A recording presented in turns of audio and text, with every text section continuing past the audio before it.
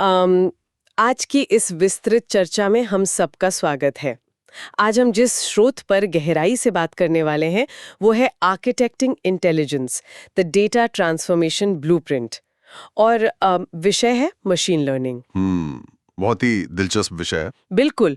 हम सब जानते हैं कि मशीन लर्निंग कैसे काम करती है। मतलब डेटा अंदर जाता है और प्रिडिक्शन बाहर आता है। लेकिन ये जो ब्लूप्रिंट है ना, ये उस असली मुद्दे को उठाता है कि इस तकनीक को एक बड़े एंटरप्राइज स्तर पर लागू करना और उसे स्केल करना इतना मुश्किल क्यों है। हाँ, और यही बात इसे सिर्फ एक थ्योरी से निकालकर असल दुनिया की चुनौती बना देती है। सही कहा।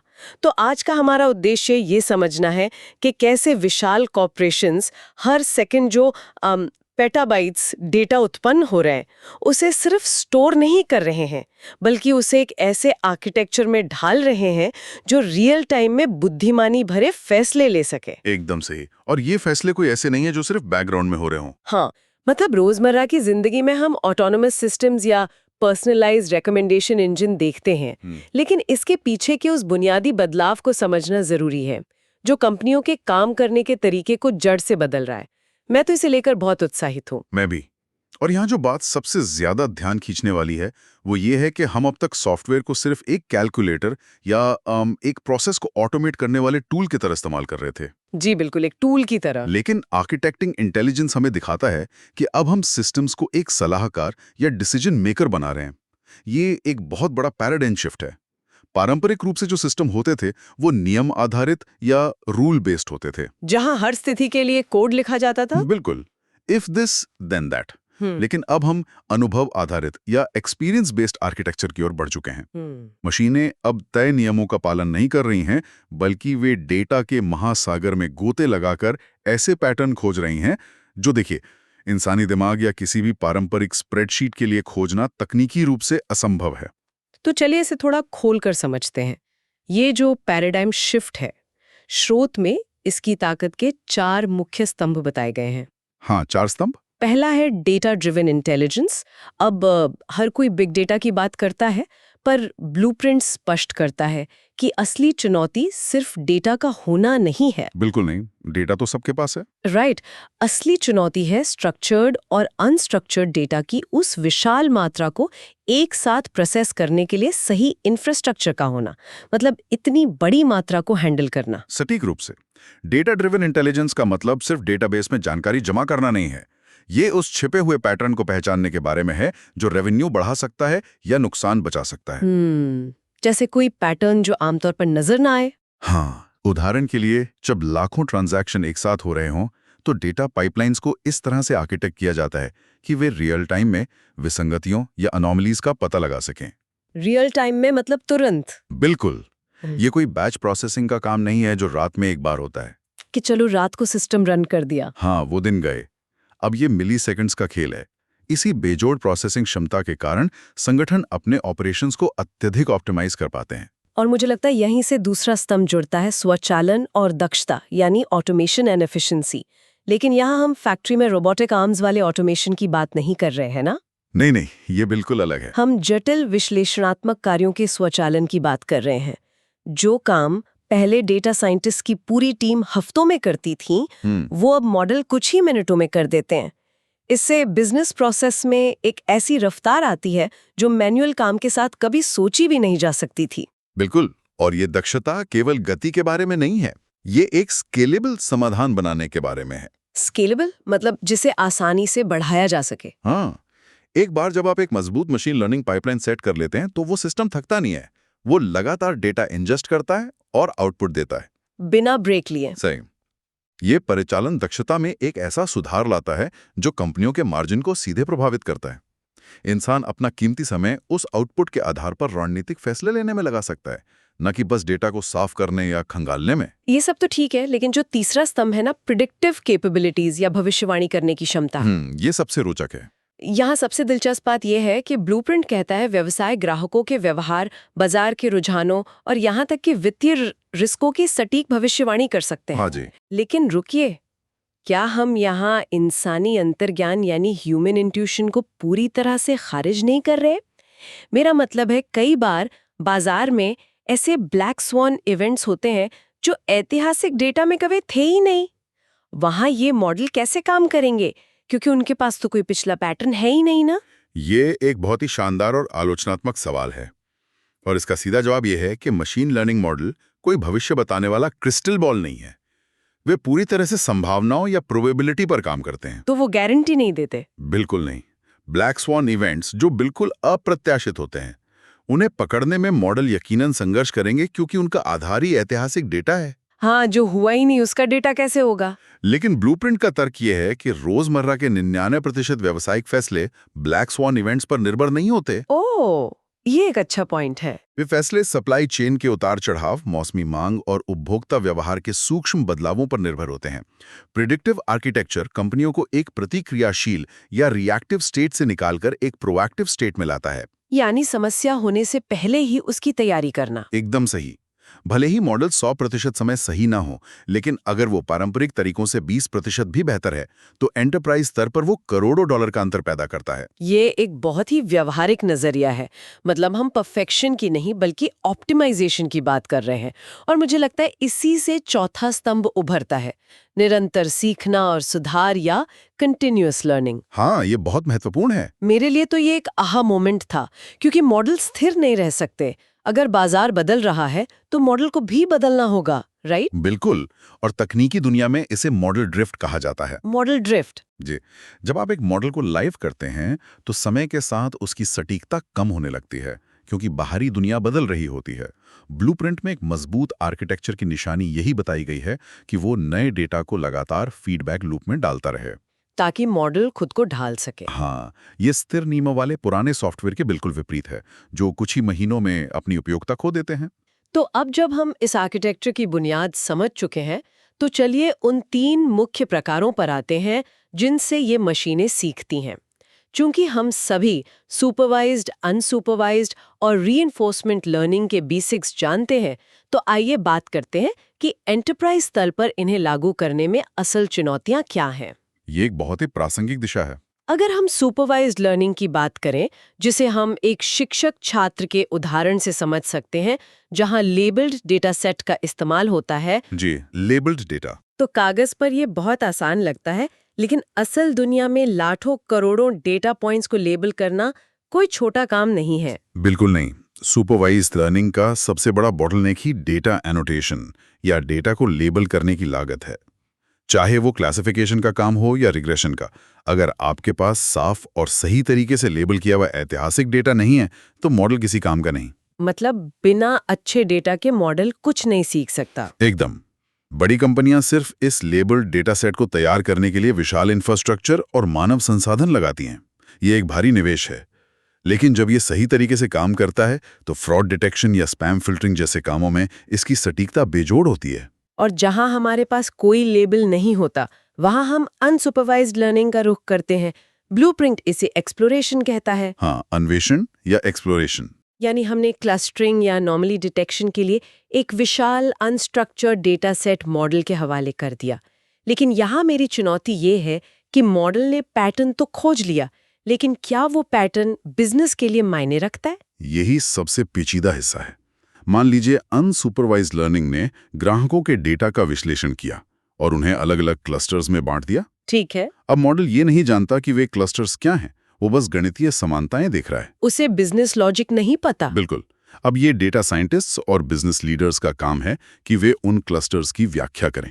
शायद एक क्लस्टर उन ग्राहकों का हो जो सिर्फ वीकेंड पे खरीदारी करते हैं, या शायद वो किसी और ही अजीब व्यवहार का पैटर्न हो। तो इंसान की जरूरत तो यहाँ भी है। हाँ, अनसुपरवाइज्ड लर्निंग आपको अज्ञात चीजों की खोज करने की ताकत देती है, लेकिन उन खोजों को एक्शनेबल बनाना पूरी तरह से इंसानी समझ पर निर्भर करता है। बहुत खूब। और फिर आता है रीइंफोर्समेंट लर्निंग। इसका नाम सुनते ही अक्सर लोगों के दिमाग में वो वीडियो गेम्स या शतरंज खेलने वाले एआई की तस्वीर उभरती है, जहां इनाम और सजा का कॉन्सेप्ट होता है। हाँ, रिवॉर्ड्स एंड पेनल्टीज। लेकिन ब्लूप्रिंट स्पष्ट करता है कि ये अब गेमिंग से बहुत आगे निकल चुका है। हाँ, एंटरप्राइज की दुनिया में रीइंफोर्समेंट लर्निंग का असली उपयोग ऐसे जटिल वातावरण में हो रहा है जहां लगातार निर्णय लेने होते हैं।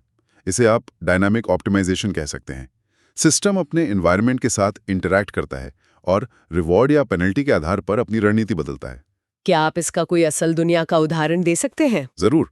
उदाहरण के लिए, एक विशाल सप्लाई चेन नेटवर्क में जहां हर मिनट मौसम, ट्रैफिक और मांग बदल रही है, वहां रीइंफोर्समेंट लर्निंग रियल टाइम में यह तय कर सकती है कि कौन सा माल किस वेयरहाउस से किस रूट से जाएगा, ताकि लॉजिस्टिक्स का खर्च सबसे कम हो। एकदम सही। चुनौती बस इतनी है कि इस मॉडल को असली दुनिया में लागू करने से पहले सिमुलेशन में बहुत सावधानी से ट्रेन करना पड़ता है। क्योंकि असली दुनिया में गलती की कीमत बहुत बड़ी होगी। हाँ, असली दुनिया में गलत कदम उठाने की पेनल्टी सिर्फ वीडियो गेम के पॉइंट्स का नुकसान नहीं है, बल्कि करोड़ों डॉलर का नुकसान हो सकती है। ये एक बेहतरीन संक्रमण है इस बात की ओर कि असल दुनिया में अलग-अलग उद्योगों में ये ब्लूप्रिंट कैसे लागू हो रहा है। चलिए हेल्थ केयर से शुरू करते हैं। हेल्थ केयर में तो बहुत काम हो रहा है। आमतौर पर हम सुनते हैं कि मशीन लर्निंग बीमारियों की भविष्यवाणी कर रही है, लेकिन स्रोत सामग्री इसका एक बहुत ही उन्नत स्तर की बात करती है। मल्टी मॉडल डेटा का एकीकरण और पर्सनलाइज्ड इलाज। हेल्थ केयर में ये सबसे क्रांतिकारी बदलाव है। पहले डॉक्टर सिर्फ एक ब्लड रिपोर्ट या एक एक्सरे देख के फैसला लेते थे। अलग-अलग रिपोर्ट देखकर। लेकिन अब मशीन लर्निंग आर्किटेक्चर मरीज के electronic health records, genetic data, medical imaging और यहां तक कि वियरेबल डिवाइस के डेटा को एक साथ प्रोसेस कर सकता है। एक साथ? ये तो बहुत बड़ी बात है। बिल्कुल। जब ये सारा मल्टीमॉडल डेटा एक साथ विश्लेषित होता है, तो मॉडल उन सूक्ष्म असामान्यताओं को पहचान सकता है जो शायद दुनिया के सबसे अनुभवी डॉक्टर की नज़र से भी बच जाएं, और इसी के आधार पर एक बिल्कुल पर्सनलाइज्ड इलाज की योजना तैयार की जाती है। यानी हर व्यक्ति के लिए एक अलग इलाज। जी, ये कोई सामान्य सांख्यिकी नहीं है, ये एक इंसान के बायोलॉजिकल ब्लूप्रिंट को डिकोड करने जैसा है। अद्भुत। और अगर हम फाइनेंस सेक्टर की बात करें तो वहां तो पूरी कहानी ही डेटा और लेटेंसी यानी देरी को कम करने के इर्द गिर्द घूमती है। फ्रॉड डिटेक्शन और एल्गोरिदम ट्रेडिंग इसके सबसे बड़े उदाहरण हैं। फाइनेंस उद्योग में हर सेकंड के 1 अंश का महत्व होता है।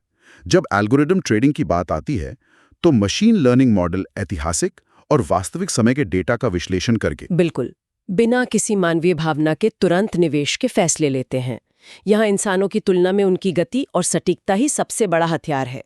इसी तरह फ्रॉड डिटेक्शन में एक बैंक के नेटवर्क पर हर सेकंड लाखों ट्रांजैक्शंस होते हैं। एक नियम आधारित सिस्टम तो पागल हो जाएगा इसे हैंडल करने में। हाँ, वो नए तरह के फ्रॉड को नहीं पकड़ सकता, लेकिन अनुभव आधारित मशीन लर्निंग मॉडल तुरंत एक असामान्य पैटर्न को फ्लैग कर देता है, और वो भी बिना सामान्य ग्राहकों के ट्रांजैक्शन को धीमा किए। रिटेल और ई-कॉमर्स की बात करें तो वहां भी ये एक अदृश्य ताकत की तरह काम कर रहा है। डिमांड फोरकास्टिंग और पर्सनलाइज्ड रिकमेंडेशन। जी बिल्कुल। हाँ, हालांकि कभी-कभी मुझे हैरानी होती है कि इन स्मार्ट मॉडल्स को क्यों लगता है कि अगर मैंने एक बार ऑनलाइन गद्दा खरीदा है तो अब मुझे हर हफ्ते एक नया गद्दा खरीदने का शौक है। ये एक बहुत ही सटीक उदाहरण है जहां मॉडल ड्रिफ्ट या कॉन्टेक्स्ट को समझने में कमी दिखाई देती है। हाँ, उन्हें लगता है मुझे गद्दों का कलेक्शन बनाना है। लेकिन इसके अलावा अगर हम बड़े परिदृश्य को देखें तो रिटेल में डिमांड फोरकास्टिंग एक गेम चेंजर है। कंपनियों को यह समझने में मदद मिलती है कि भविष्य में किस उत्पाद की कितनी इन्वेंट्री रखनी है, ताकि सामान कम भी ना पड़े और ज्यादा भी ना हो। सही। अगर किसी खास क्षेत्र में अचानक किसी प्रोडक्ट की मांग बढ़ने वाली है, तो machine learning model supply chain को पहले ही अलर्ट कर देता है। इससे वेयरहाउस की लागत कम होती है और मुनाफा बढ़ता है। और कस्टमर को भी अपना सामान टाइम पर मिल जाता है। बिल्कुल।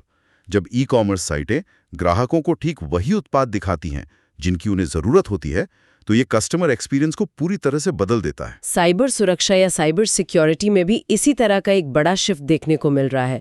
ब्लूप्रिंट बताता है कि हम सिग्नेचर बेस्ड डिटेक्शन से बिहेवियरल एनालिसिस की ओर बढ़ रहे हैं। पुराने सिस्टम तो तभी वायरस को पकड़ते थे जब वे उसके सिग्नेचर या कोड को पहले से जानते थे। बिल्कुल। आज के समय में हैकर्स हर दिन नए जीरो डे हमले करते हैं जिनका कोई पिछला रिकॉर्ड नहीं होता। तो पुराने सिस्टम वहां फेल हो जाते हैं, पूरी तरह से फेल हो जाते हैं। लेकिन मशीन लर्निंग सिस्टम नेटवर्क के एक सामान्य व्यवहार या बेसलाइन को समझ लेते हैं। मान लीजिए एक कर्मचारी रोजाना 50 मेगाबाइट डेटा डाउनलोड करता है, लेकिन अचानक रात के 2 बजे उसके अकाउंट से 5 गीगाबाइट डेटा डाउनलोड होने लगे। तो सिस्टम समझ जाएगा कि कुछ गड़बड़ है। हाँ, मशीन लर्निंग इसे तुरंत एक अनोमली के रूप में पहचानेगी और उस गतिविधि को ब्लॉक कर देगी, भले ही वो किसी बिल्कुल नए प्रकार का साइबर हमला ही क्यों ना हो। और अंत में मैन्युफैक्चरिंग उद्योग, जहां प्रिडिक्टिव मेंटेनेंस और क्वालिटी कंट्रोल का जिक्र है। मुझे लगता है ये शायद सबसे सीधा और प्रभावशाली इस्तेमाल है। हाँ, इसमें कोई शक नहीं। मान लीजिए एक मैन्युफैक्चरिंग प्लांट में एक मशीन के रुकने से हर घंटे $1 लाख का नुकसान होता है। यहाँ बात सिर्फ ये नहीं है कि मशीन लर्निंग खराबी की भविष्यवाणी करती है, बड़ी बात यह है कि यह कंपनियों को चीजें टूटने पर ठीक करने वाले रिएक्टिव मॉडल से निकालकर जीरो डाउन टाइम आर्किटेक्चर की ओर ले जाती है। एकदम सही। प्रिडिक्टिव मेंटेनेंस में machine learning model sensor data जैसे तापमान, कंपन या ध्वनि का लगातार विश्लेषण करते हैं और ये बता देते हैं कि कोई पुर्जा कब खराब होने वाला है, ताकि मशीन टूटने से पहले ही उसे बदल दिया जाए। हाँ, इससे मरम्मत का काम मशीन के पूरी तरह से टूटने से पहले ही प्लान किया जा सकता है। अगर हम इन सभी उद्योगों health care, finance, retail, cyber सुरक्षा और मैन्युफैक्चरिंग में इसके सामूहिक फायदों को देखें तो निष्कर्ष स्पष्ट है। क्या निष्कर्ष है? निर्णय लेने में कहीं बेहतर सटीकता, अविश्वसनीय रूप से तेज प्रोसेसिंग, प्रतिस्पर्धा में बढ़त और ऐसे समाधान जिन्हें आसानी से बड़े पैमाने पर स्केल किया जा सके। ये सब सुनकर तो ऐसा लग सकता है कि ये ब्लूप्रिंट हर एंटरप्राइज समस्या का अचूक समाधान है। ये एक महत्वपूर्ण सवाल खड़ा करता है। हाँ, क्योंकि स्रोत सामग्री हमें इसके दूसरे पहलू से भी अवगत कराती है। इसे लागू करना आसान नहीं है और एक आलोचनात्मक दृष्टिकोण अपनाना यहाँ बहुत जरूरी है। सबसे पहली और सबसे बड़ी चुनौती है उच्च गुणवत्ता वाले डेटा की आवश्यकता। बिल्कुल। अगर कंपनियों के पास डेटा साइलोज हैं, यानी अलग अलग विभागों का डेटा आपस में बात नहीं करता, तो कोई भी उन्नत मॉडल काम नहीं करेगा। जिसे हम आम भाषा में गार्बेज इन गार्बेज आउट कहते हैं, ये एंटरप्राइज स्तर पर एक बहुत बड़ी सच्चाई है। अगर आप मॉडल को खराब, अधूरा या साइलो में बटा हुआ डेटा देंगे तो परिणाम भी विनाशकारी होंगे। तो मॉडल सिर्फ उतना ही अच्छा है जितना उसका डेटा। एक मॉडल केवल उतना ही अच्छा हो सकता है जितना मजबूत उसका डेटा गवर्नेंस और डेटा पाइपलाइन होता है। स्रोत इस बात पर जोर देता है कि मशीन लर्निंग प्रोजेक्ट्स की विफलता का सबसे बड़ा कारण एल्गोरिदम की कमी नहीं, बल्कि डेटा की खराब क्वालिटी होती है। और इसके साथ ही दूसरी बड़ी चुनौती आती है कंप्यूटेशनल संसाधनों की भारी मांग। हम सभी जानते हैं कि इन विशाल मॉडल्स को ट्रेन करने के लिए भारी मात्रा में प्रोसेसिंग पावर चाहिए। हाँ, और यहाँ हम सिर्फ 1-2 सर्वर की बात नहीं कर रहे हैं। जटिल डीप लर्निंग मॉडल्स को चलाने के लिए हजारों जीपीयूज और विशाल क्लाउड इंफ्रास्ट्रक्चर की आवश्यकता होती है, जो बहुत महंगा होता है। इसकी लागत बहुत अधिक हो सकती है और कई बार कंपनियों के लिए इस कंप्यूट बॉटलनेक को पार करना सबसे मुश्किल काम बन जाता है। साथ ही इन डेटा सेंटर्स को चलाने में जो ऊर्जा खर्च होती है, वो एक अलग ही स्तर की लॉजिस्टिकल और फाइनेंशियल चुनौती है।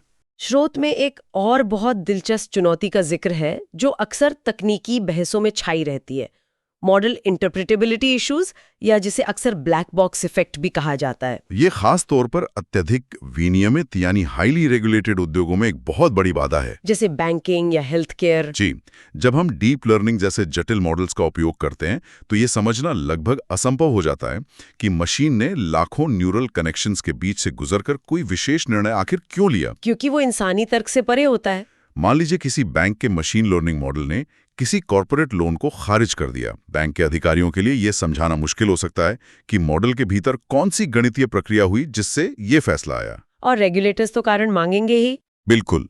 जब रेगुलेटर्स जवाबदेही मांगते हैं तो आप ये नहीं कह सकते कि मशीन ने ऐसा कहा इसलिए हमने मान लिया।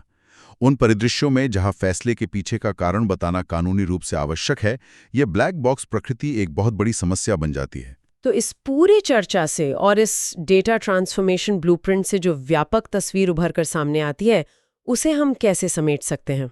निष्कर्ष बहुत स्पष्ट है। मशीन लर्निंग केवल एक प्लग एंड प्ले टूल नहीं है जिसे आप खरीदकर अपने सिस्टम में लगा लें। ये कोई साधारण सॉफ्टवेयर नहीं है। नहीं, ये एक बुनियादी आर्किटेक्चरल बदलाव है जो डिजिटल ट्रांसफॉर्मेशन को इस तरह से चला रहा है जो कुछ दशक पहले अकल्पनीय था। ये कॉर्पोरेशंस को विशाल डेटा स्ट्रीम से एक्शनेबल इंसाइट्स यानी काम में लाए जा सकने वाले निष्कर्ष निकालने की शक्ति दे रहा है। लेकिन इसके लिए निवेश चाहिए। हाँ, इसके लिए डेटा इंफ्रास्ट्रक्चर, कंप्यूट रिसोर्सेज और लगातार मॉडल मेंटेनेंस में भारी निवेश की आवश्यकता होती है। जैसे जैसे उद्योग अधिक डिजिटल होते जाएंगे, जो कंपनियां इस अनुभव आधारित आर्किटेक्चर को सफलतापूर्वक अपना लेंगी, वही बाजार पर राज करेंगी। ये जानकारी हम सबके लिए बेहद प्रासंगिक है, भले ही हम खुद कोड न लिखते हों या डेटा पाइपलाइंस न बनाते हों। एकदम सही बात है। क्योंकि ये तकनीक लगातार उस इकोसिस्टम को आकार दे रही है जिसमें हम सब काम करते हैं, खरीदारी करते हैं, निवेश करते हैं और जीते हैं। ये समझना कि ये बैक एंड सिस्टम कैसे काम करते हैं और उन्हें स्केल करने में क्या चुनौतियां हैं, हमें इस तेजी से बदलती दुनिया में अधिक जागरूक बनाता है। बिल्कुल, किसी भी तकनीक को केवल इस्तेमाल करना एक बात है, लेकिन उसके पीछे के ब्लूप्रिंट को समझना आपको एक अलग ही रणनीतिक बढ़त देता है। इस गहरे और विस्तृत चर्चा को समाप्त करने से पहले यहाँ एक ऐसा विचार है जिस पर हम सभी को गंभीरता से सोचना चाहिए।